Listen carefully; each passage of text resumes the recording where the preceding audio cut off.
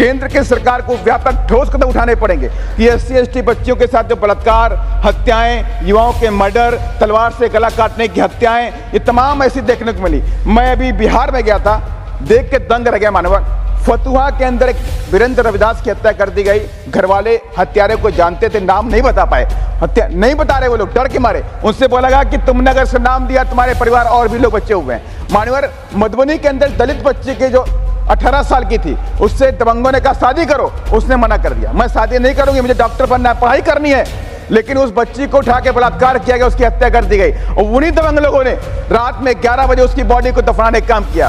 बाद में पुलिस पहुंची, रात में 3 बजे उसकी बॉडी को निकालने का काम किया। मानवर पूरे देश के अंदर खास तौर से एक ही जाति के लोगों के साथ में जो चमार की बिलोंग करते हैं, उनके साथ में अत्याचार हो रहा है। मैं आपके माध्यम से कहना चाहता हूं, सरकार इस पर ठोस कदम उठाए और पूरे देश के अंदर SC/ST की रक्षा करने का काम करे।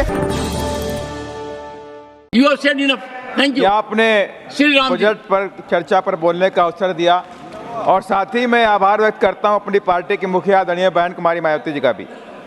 मानवर बजट का इंतजार देश के मध्यम वर्गीय जनता को ज़्यादा होता है।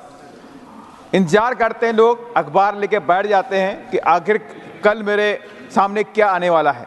लोग सोचते हैं कि आटा, दाल, चावल, किताबें, गैस, पेट्रोल, डीजल, खाद, बीज, इस सब के दाम कम होने वाले, लोग खुशी में आने वाले होते हैं। लेकिन जब अखबार पढ़ते हैं तो उन्हें दुख होता है कि कुछ भी तो ऐसा नहीं हुआ।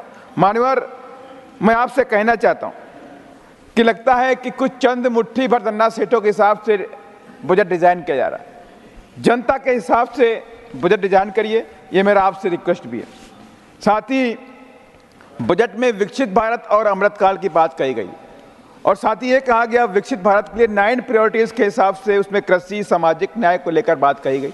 अच्छी बात है, कृषि को लेकर आप चिंतित हैं। मानवर, मैं आपसे कहना चाहता हूं, विकसित भारत क्या बिना शिक्षा की बुनियाद के संभव है? विकसित भारत बिना शिक्षा की बुनियाद के संभव नहीं हो सकता। आपको शिक्षा का जो बाजारीकरण है उसे रोकना पड़ेगा। आपको शिक्षा इस देश के हर तबके को देना पड़ेगा, चाहे वो गरीब है उसे भी देना पड़ेगा। और इसके लिए मानवर बाबा साहब की भी इच्छा थी कि इस देश में शिक्षा फ्री की जाए। और यहाँ तक कि महात्मा ज्योतिबा फूले जो सामाजिक परिवर्तन के महानायक भी हैं, इस देश में शूद्रों के शिक्षा के जनक भी कहलाते हैं। उन्होंने 1882 में हंटर कमीशन के सामने कहा कि मैं चाहता हूं इस देश में एजुकेशन फ्री हो, फ्री एजुकेशन फॉर ऑल की सिफारिश महात्मा ज्योतिबा फूले ने करी। मानवर, बजट के अंदर सामाजिक न्याय के बारे में बात करी गई। अच्छी बात है कि सामाजिक न्याय के बारे में सरकार चिंतित है। मैं आपके माध्यम से कहना चाहता हूं, क्या सामाजिक न्याय इस देश के अंदर SC/ST OBC को बिना भागीदारी दिए संभव है क्या? आप भागीदारी देना नहीं चाहते और सामाजिक न्याय की बात करते हैं। तो मैं आपके माध्यम से कहना चाहता हूं सरकार से कि प्राइवेट सेक्टर में भी SC/ST OBC को आपको रिजर्वेशन देना पड़ेगा, प्रमोशन में रिजर्वेशन आपको देना पड़ेगा, आउटसोर्सिंग में भी SC/ST OBC के बच्चों को रिजर्वेशन देना पड़ेगा। SC/ST की जो क्रीमी लेयर है EWS के बराबर 8 लाख के आसपास करनी पड़ेगी मानवर। और साथ ही अभी कई साथियों ने कर्नाटक की सरकार और कई, हम उसमें नहीं जाना चाहते, लेकिन ऐसी न्यूज़ भी आई है कि मध्य प्रदेश में भी SC/ST के फंड को ट्रांसफर किया गया, कर्नाटक में भी किया गया। इससे पहले दिल्ली की सरकार ने भी कॉमनवेल्थ में SC/ST के फंड को ट्रांसफर करने का काम किया था। मैं आपके माध्यम से माननीय फाइनेंस मिनिस्टर से रिक्वेस्ट करना चाहता हूं कि ऐसा प्रावधान लेकर के आएँ जो SC/ST का जो फंड है, जो उनके डेवलपमेंट के लिए खर्च होना है, शिक्षा को लेकर खर्च होना है, स्कॉलरशिप को लेकर खर्च करना है, उनके रोजगार देने के लिए खर्च करना है, अल्टीमेटली उनके विकास के लिए खर्च करना है, वो पैसा उन्हीं के मद में खर्च किया जाए, उस पैसे कहीं और ट्रांसफर न किया जाए मानवर। साथ ही मानवर, मैं आपसे एक बात कहता हूँ, आप तो फार्मर लाइन से जुड़े हुए हैं, मैं भी एक फार्मर हूँ। इस देश के अंदर कृषि क्षेत्र में आपने किसान सम्मान निधि देने का काम किया, एक अच्छी बात है। लेकिन मानवर, मैं आपसे कहना चाहता हूँ, रिक्वेस्ट है कि कृषि क्षेत्र में हम किसान जो मजदूर होता है, कृषि मजदूर, खेतिहर मजदूर कहते हैं, उनकी तरफ हमारा ध्यान नहीं जाता। वो 200-300 रुपए के दिहाड़ी पे काम करते हैं, परिवार चलाते हैं और जो शुरुआत की जो फसल का जो काम होता है, बुआई का काम होता है तब मिलता है, कटाई के टाइम तब मिलता है, बाकी टाइम पे काम नहीं मिलता उनको।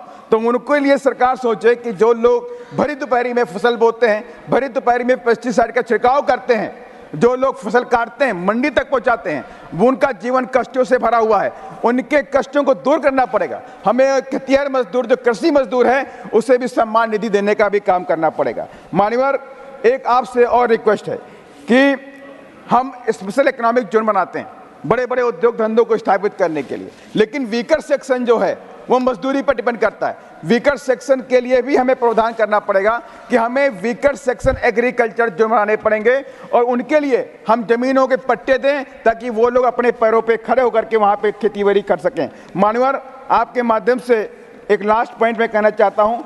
सरकार ने अमृतकाल का बात रखी है, लेकिन अमृतकाल की बात अच्छी लगी, लेकिन उसके लिए आपको स्पेशल प्रावधान भी करने पड़े।